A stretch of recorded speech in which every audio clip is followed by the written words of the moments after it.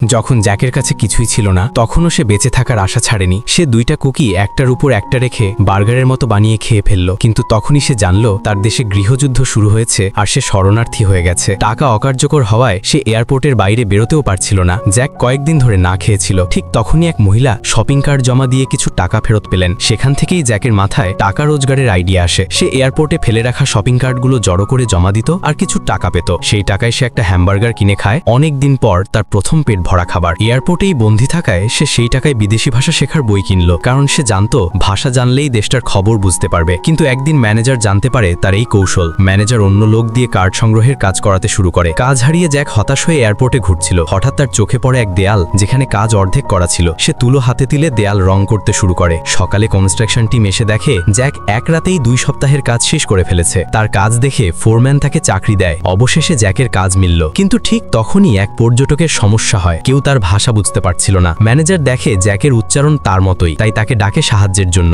Jack বুঝলো লোকটা তার বাবার জীবন বাঁচানোর ওষুধ নিয়ে এসেছে, কিন্তু পারমিট না থাকায় সেটা আটকানো হচ্ছে। লোকটা হাঁটু গেড়ে অনুরোধ করে ওষুধটা যেতে দিতে। নিয়মের কারণে ম্যানেজার রাজি হয়নি আর ওষুধ জব্দ করতে চাইল। পর্যটকের কষ্ট দেখে জ্যাকের মাথায় আইডিয়া আসে। সে বলে এই ওষুধ তো পশুর জন্য, এর ফলে পর্যটক বাঁচে। কিন্তু ম্যানেজার জ্যাকের চালাকি ধরে পারলে। রাগে ম্যানেজার জ্যাককে ফটোকপি মেশিনে ঠেলে ফেলে দেয়। কিন্তু এইসব সিনিয়র সুপারভাইজার দেখে ফেলে। ম্যানেজারকে চাকরি থেকে বের করে দেওয়া হয়। আর জ্যাক হয়ে ওঠে পুরো এয়ারপোর্টের প্রিয় মানুষ। তার দয়া, সততা আর বন্ধুত্বের মন সবার হৃদয় ছুঁয়ে যায়।